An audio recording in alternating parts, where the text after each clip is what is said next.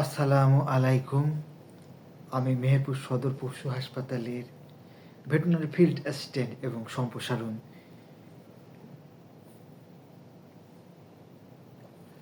আপনাদের গরু ছাগল এর যেমন ভ্যাকসিন দিতে হয়, মুরগিরও তেমন ভ্যাকসিন দিতে হয়। বর্তমানে মুরগির অনেকগুলো রোগ আছে, তার মধ্যে প্রধানত ভাইরাসজনিত রানীক্ষেত রোগটাই হলো গুরুত্বপূর্ণ।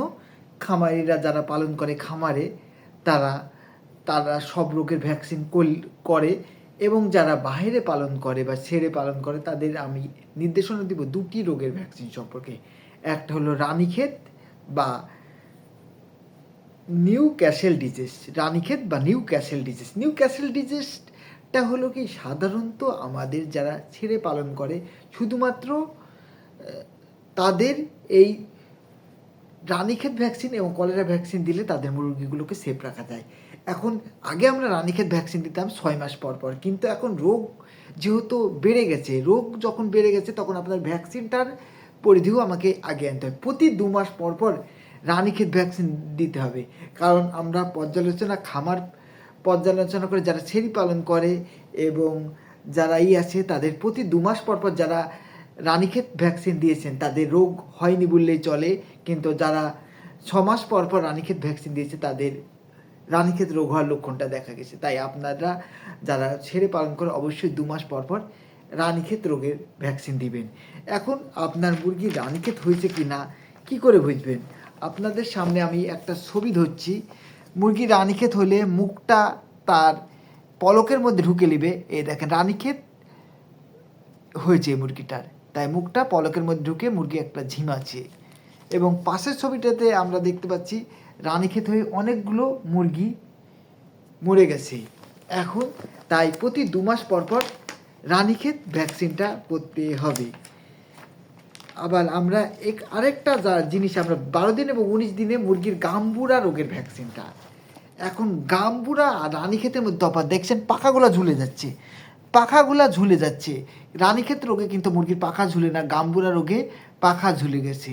অর্থাৎ যদি মুরগির পাখা ঝুলে যায় তাহলে এটা গাম্বুরা রোগ ভাবে বুঝতে হবে, অথবা মুরগি কাটলে দেখা যায় পায়ের এক অংশে রক্ত জমে গেছে, এটা দেখেও গাম্বুরা। আমরা তো কাটার অত দূর যেতে পারবো না, তো মুরগির পাখা ঝুলে গেলে আমরা মনে করব মুরগির গাম্বুরা হয়েছে। তাই গাম্বুরা রোগেরও ভ্যাকসিন দিতে হবে। আপনি 100টা বাচ্চা নিয়েছেন, অবশ্যই গাম্বুরা দিয়ে নেবেন, কারণ গাম্বুরা হয়ে গেলে আপনার খামারটা শেষ হয়ে যাবে।